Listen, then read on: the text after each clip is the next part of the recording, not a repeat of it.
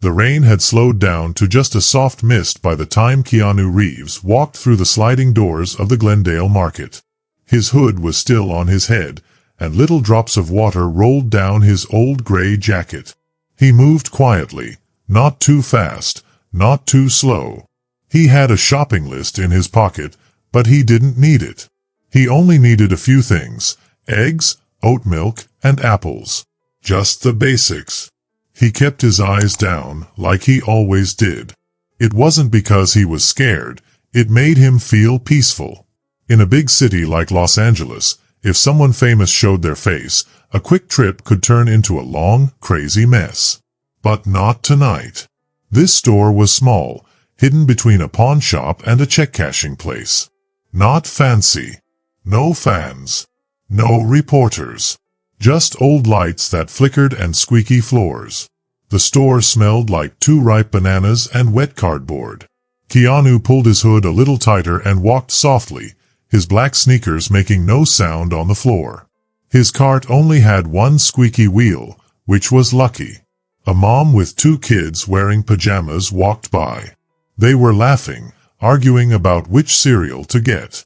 Keanu gave them a small, quiet nod. They didn't recognize him. Perfect. He picked up a bag of green apples and walked to the dairy section. Somewhere near the back of the store, a baby was crying. Not too loud, but it didn't stop. Keanu stood near the yogurt and listened. It wasn't his problem. But then he noticed something else. Near the self-checkout area, there was a different kind of sound. Laughter. Not happy laughter. Means laughter. 3 men, all wearing dirty boots and hats, were standing together.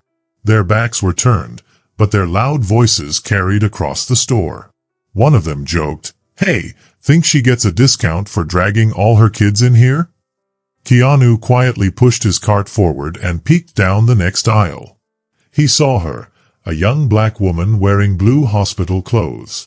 She held a little girl in one arm and tried to scan a can of baby formula with the other hand.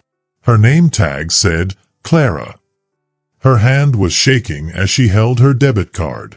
The laughter from the men got louder. One of them pretended to rub his belly and said, "Bet she feeds her kid government cheese and TikTok." The little girl, about 3 years old, hid her face in her mom's neck. Keanu stopped walking. He held the cart a little tighter. His breathing slowed down. He had seen this kind of meanness before. It always looked the same. The victims changed. The silence stayed the same. He stepped back into the main aisle. The lights above flickered a little. He could have walked away.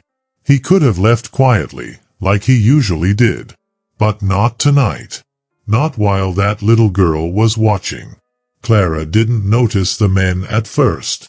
She was too busy trying to scan the formula, hold her baby girl, and not fall apart. "Just a minute, baby," Clara whispered. Her voice was tired and shaky. The checkout machine beeped again. Scan error. "Please try again." Clara winced. She tried again and finally scanned the formula, some diapers, and a $2 bottle of children's medicine. The total popped up, $37.92. She reached for her EBT card, but her hands were shaking. That's when she heard it, a low, mean chuckle behind her. "Think she's got more kids waiting in the car?" one of the men said, just loud enough for her to hear. Clara didn't turn around. She just pressed her lips together and kept going. Emma, her daughter, stuck her thumb in her mouth, something Clara had tried to stop her from doing. But right now, it was the only thing keeping both of them calm. Another voice followed, even meaner. "Swipe that card like you mean it, sweetheart. Maybe throw in a smile. Get a government rebate." This time Clara did turn. She looked over her shoulder. 3 men. Dirty boots. Worn jeans. One wore a hoodie with a beer logo. Their faces were mocking, cruel smiles. One of them was recording her on his phone. Clara's heart jumped. She turned back to the checkout, her face burning with shame. The screen was still showing the total. Waiting for her. One of them said even louder. Maybe she should leave the formula behind. Bet she's gonna use the baby's tears to pay for it. That broke something inside Clara. She turned fully around. Her eyes were wide but strong. Her voice was small but firm. Please stop. The men grinned like wolves. One stepped closer, leaning on his cart. You hear that, boys? She said please, he mocked. Emma whimpered. And then a change. A shadow moved behind them. One man glanced to the side, distracted. A man was walking toward them. His hood was still up. His hands in his pockets. He wasn't a guard. He wasn't a worker. Just a man. Quiet and serious. He spoke in a calm, strong voice. Delete the photo. The men froze, confused. Excuse me? One said, puffing out his chest. Keanu took one more step closer. You heard me. Clara blinked. For the first time in a long time, she wasn't standing alone. Someone else was standing with her. The biggest man, thick and red-faced, snorted and laughed. What are you? Mall security? He joked. Better back off, Grandpa. But Keanu didn't move. His hands stayed in his hoodie pocket. He didn't look angry. He looked calm. So calm that it made the other two men stop laughing. But the biggest one tried to show off. He stepped forward and lightly pushed Keanu in the chest. Not hard, just enough to say, I'm bigger than you. What happened next didn't look like a movie fight. It looked simple, like water moving around a rock. Keanu didn't fall back. He didn't even move. He just grabbed the man's wrist, not roughly, and twisted it just a little. The man dropped to one knee. He wasn't hurt, just stuck. Keanu leaned closer and said softly, I'm not here to hurt you. But I could. The red-faced man's bravado melted away. Keanu let go. The man stood up, holding his wrist, looking around nervously. Other people in the store had stopped moving. A teenage boy behind the candy shelf was recording with his phone.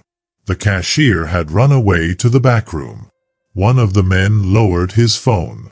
What the heck? He whispered. Who is this guy? No one answered. Keanu turned his body to fully stand between Clara and the bullies. He didn't look away. He wasn't scared of them. Clara stood frozen, still holding her daughter tight. But her breathing was slowing down. Her debit card was still shaking in her hand. You okay? Keanu asked her, gently. She nodded a little. I think so, she whispered. You can finish paying, he told her. They're done here. He wasn't asking for permission. And somehow, the men knew it. Nobody laughed now. The three men didn't leave right away. They stood nearby, trying to act tough, but they looked scared. The red-faced man rubbed his sore wrist. The one with the phone looked confused about whether he should keep recording or hide his phone. Keanu didn't say anything else. He just stood there, strong and calm. Louder in his silence than anyone shouting could ever be. Clara made herself move. One item at a time, she scanned her groceries. Baby food, wipes, bread. Each beep felt loud in the quiet store. Her hands still shook. Emma was quiet now, thumb in her mouth, eyes wide, staring at Keanu. She didn't know who he was, but she knew he was good. She felt safe. Keanu caught the eye of a store worker hiding behind the candy shelves. A young kid, maybe 20 years old. The kid froze. Manager? Keanu asked calmly. The kid nodded quickly and ran off. The red-faced man stepped forward again, puffing up. You don't get to boss us around. Who do you think you are? Keanu tilted his head, thinking for a moment. Then he reached into his jacket and pulled out a small black wallet. He flipped it open just enough to show a gold government seal inside. Not a police badge, but close. A card from the Department of Justice. No name. Just a barcode, a seal, and the feeling that they had messed with the wrong person. The three men went quiet. One by one, they paled. The man with the phone quickly deleted the video. Keanu looked at the man still holding his phone and said, "Right now." The man got nervous and almost dropped his phone. "Delete the photo," Keanu said loudly. The man quickly opened his pictures and deleted the video while Keanu watched him carefully. "No talking, just do what I say," Keanu said. Keanu's voice got even deeper. "You filmed a little child without asking. You yelled at a mom who was just shopping. You even touched someone who wasn't part of it. If I call the police, you won't just get a little warning. You'll get in real trouble." The man with the red face looked at his friends. "He's bluffing," he said quietly. But nobody moved. Keanu stepped forward, not mean, but just enough to make them feel scared. "I don't lie," Keanu said. "I record everything." Right then, the store manager came over. She had a radio and an older security guard beside her. The air felt heavy now. The bad men started to realize they were in real trouble. One of them whispered, "We didn't know who he was." But it was too late now. They weren't in charge anymore. Inside the store, it felt like the whole world stopped. Outside, a car alarm beeped and a truck drove by, but inside, everyone was very still. The store manager, a thin woman with a name tag that said Denise, stood next to the security guard. Her radio crackled softly. She looked at the three men, then at Keanu, then at the mom named Clara, who was holding her receipt like it was her shield. "What happened here?" Denise asked, sounding worried. Keanu didn't look away from the bad men. "They harassed her," Keanu said. "They filmed her child. They shoved me when I told them to stop." The security guard moved a little closer. "Sir, do you want to press charges?" he asked. Keanu didn't answer right away. He looked at Clara. Her face was pale and scared. Her daughter was holding onto her tightly, like a little vine on a tree. Then Keanu looked back at the men and said, "Leave now, and hope she doesn't want to press charges." But Redface didn't move. He made a nasty face and said, "You think you can act like the police?" Keanu tilted his head and said, "No, but I can act like a witness. And here, witnesses with special clearance get listened to." Keanu pulled something else out of his pocket. It wasn't his ID this time. It was a small black card with shiny numbers. He gave it to the manager. "If they don't leave in the next 60 seconds, call the number on the back and say it's a 647 violation involving a minor. My name is already on file." Denise turned the card over and her eyes got big. "I'll call," she said without waiting. Then, from far away, they heard it, the sound of sirens getting closer. Not loud yet, but definitely coming. Someone had already called the police. The man with the phone started stammering, "We didn't mean any harm." "You never do," Keanu said softly. The security guard stepped up and said, "You three, outside. Sit on the curb. The police will meet you there." The three men obeyed. No more laughing. No more jokes. Just three embarrassed men shuffling outside. The door slid shut behind them. Keanu turned back to Clara. She still hadn't moved. Her daughter was still pressed against her. "It's over," Keanu said gently. Clara looked up. Her voice shook. "I didn't think anyone would help." "They should," Keanu said. "And they will now." Outside, the police car pulled into the parking lot. The red and blue lights flashed on the wet ground. Keanu pulled his hoodie tighter and stood quietly. No attention, no clapping, just doing what was right. The police got out calmly. They didn't need their sirens. The store was already full of tension. The three bad men sat on the curb. One covered his face. Another mumbled about a misunderstanding. The officers didn't listen to excuses. They were already checking the video on the teenager's phone. It showed everything: the bad behavior, the scared little girl, and Keanu standing up to protect them. Inside, the store was quiet again. But this time, it was peaceful, not scared. Keanu stayed near the door, his hood still up. He didn't say anything else. He didn't need to. Clara finally packed her groceries.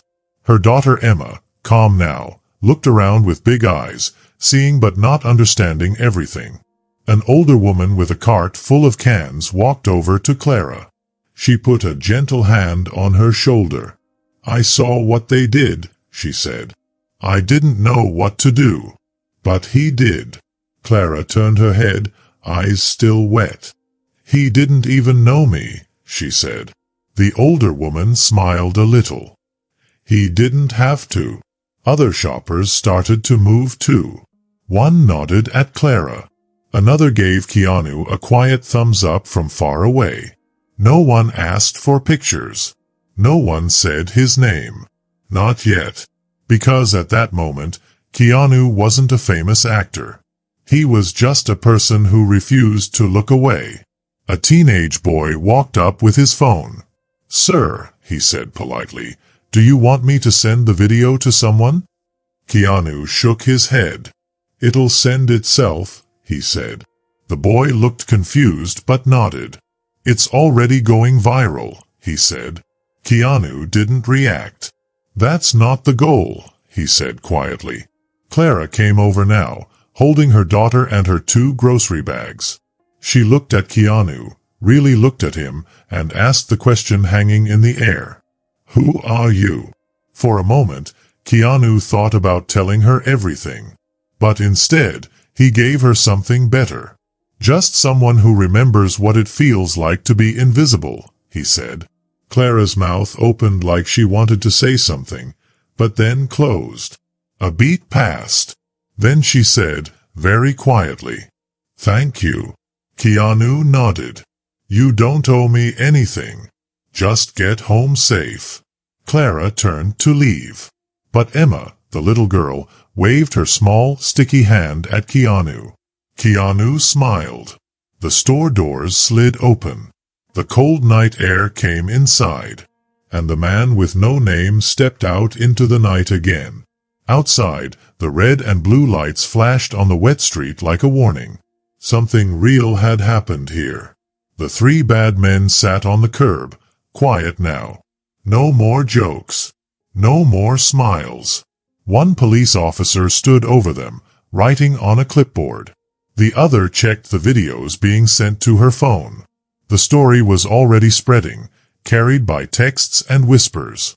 Inside, Denise the manager stood behind the counter, still holding the little black card Keanu gave her.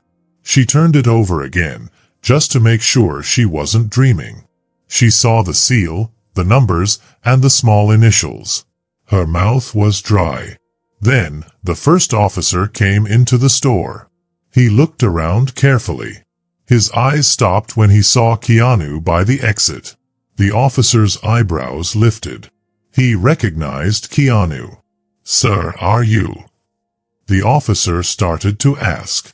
Keanu gave a small, tired nod. The officer blinked once, then let out a breath. He wasn't shocked, just respectful. "I didn't realize it was you," he said to Keanu. Keanu spoke softly. "I didn't want it to be." That's when a man sitting on the sidewalk looked through the window. He saw Keanu's face as the hood of his jacket fell back. His mouth dropped open. "No way," he whispered. The second man leaned over to look too. His eyes got big and his face turned pale. "Wait, oh no," he said. The third man gasped. "That's Keanu Reeves," he cried. Suddenly, it hit them all like a big wave. "That's the guy I pushed. the first man said. He bent my wrist like a pretzel. I thought he was just some regular guy. Keanu stayed quiet. He didn't say anything. The officer cleared his throat. They know who you are now, he said. I figured, Keanu mumbled. You want us to handle this quietly? The officer asked. Keanu turned and looked at him with calm eyes. No, he said. I want you to do it the right way. The officer nodded. Understood. Outside, the three bullies sat on the sidewalk. They weren't acting tough anymore. They looked really scared, not just because they were caught, but because of who caught them. They hadn't just been mean to a mom and her little girl. They had done it in front of a man who had spent years training to fight safely, who learned real martial arts, who had gone through hard times and loss, and who didn't care about being famous. Keanu didn't have to punch anyone. He just stood there. And that was enough. Inside the store, Denise turned to a teenager who had filmed everything. Is that video online already? She asked. The boy nodded. Yeah, he whispered. Everyone's freaking out. Keanu pulled his hood up again and walked toward the doors. Before he went outside, he turned back and looked at the quiet store. No clapping. No cheering. Just the truth. And the mean ones losing their power. The sirens got quieter as the police cars drove away. The three men were gone now, two in the back of a police car, and one being driven home with a warning and a court date. But just because they were gone didn't mean everyone would forget what happened. Inside, the store felt different. The lights seemed softer. The people moved more slowly, like they knew something important had just happened. Keanu stayed near the doors, standing alone again. Clara stood by the checkout holding her groceries and her little girl. She watched him. She didn't know what to say. How do you thank someone for that? Saying, thank you, felt too small. Saying, sorry, wasn't right either. She stayed quiet, holding her daughter close. Little Emma was almost asleep now, her thumb in her mouth, her tiny arms around her mom's neck. She felt safe again. Keanu turned to leave. But Clara stepped forward. Wait, she said very softly. He stopped. I know you said I don't owe you anything, she said. And I get that. But I still need to tell you something. He looked at her, his face calm. Clara took a deep breath. When I pulled out my card earlier, I was about to explain myself out loud. Like I always do. Like maybe if I explained hard enough, I would stop feeling bad. Keanu nodded a little. And then, she said, you said that line. She looked up at him. You said, you don't owe anyone an explanation for surviving. The store got quiet again, like it was holding its breath. That line, she whispered, wasn't just words to me. It set me free. Keanu shifted on his feet. I didn't plan to say it, he said. It just came out. Well, she smiled a little, it's out there now. Someone already made it into t-shirts. Keanu gave a small chuckle. But to me, she added, it's more than that. It's permission to just exist without feeling bad. They stood there in silence, with the soft hum of the cooler in the background. You changed the story for my daughter tonight, Clara said. She won't remember the bad things those men said. But she'll remember that someone stood up for her mom. Keanu looked at little Emma's sleeping face, then back at Clara. She deserves to grow up in a world where people don't just watch bad things happen, he said. I hope she does, Clara whispered. But if she doesn't, I hope she becomes someone who stands up. Keanu nodded. Then he pulled out a small black card from his pocket. He handed it to her. Keep this, he said. If anyone ever tries to make you feel small again, show them this. Remind them you have someone willing to stand with you. Clara took the card with shaking fingers. For the first time that night, she smiled without being scared. Outside, rain had started falling again, soft and steady. It wasn't loud, but it soaked you all the same. Keanu sat in his car without starting it. He rested his fingers on the steering wheel and watched the raindrops slide down the window, like the sky was crying quietly. He didn't turn on music. He didn't check the news. Just sat there, listening to the rain. His phone buzzed once, then again, then again. He picked it up and saw hundreds of messages. Videos, mentions, news stories. "You don't owe anyone an explanation" was trending everywhere. Videos of what happened were everywhere. Keanu turned the phone face down. He didn't want it. To him, it wasn't a viral moment. It was personal. He thought of Clara's voice, strong and quiet. He thought of how she stood straighter after it all, not because she wasn't scared, but because she refused to stay small. He thought of Emma's big trusting eyes. He didn't need a video. He had the feeling deep in his heart. A week later, the world had moved on to new stories. But the feeling stayed, quietly growing in little places. At a small gym in the city, a teenage boy tightened the straps on a pair of old black boxing gloves. Gloves that had once belonged to a man who didn't even punch anyone that night but still changed the world. At Clara's apartment, Emma colored in a new sketchbook she had gotten in the mail. No return address. Just a small note inside. "Keep creating." On the fridge, Clara had pinned a printout of a tweet. "You don't owe anyone an explanation for surviving." Underneath, Clara had written her own line in blue marker. "But if you do speak, let it be with strength." Somewhere else, not far away, Keanu walked quietly through a street lined with trees. Hood pulled up, unnoticed, just how he liked it. He wasn't looking for thanks. He never had. But that night, in that store, he had stopped being invisible. Not for himself, but for someone else. And maybe that's what really matters. Not to be seen, but to see clearly, bravely, without apology. He stopped at a bench under a streetlight and pulled out a small piece of paper Clara had given him. He unfolded it carefully. Her handwriting was neat and careful. It said, "He'll know he's enough. Not because the world told him, but because I did." Keanu smiled. And for once, he let himself feel it. Not the fame, but the purpose. Sometimes, it doesn't take a hero. It just takes someone who doesn't look away.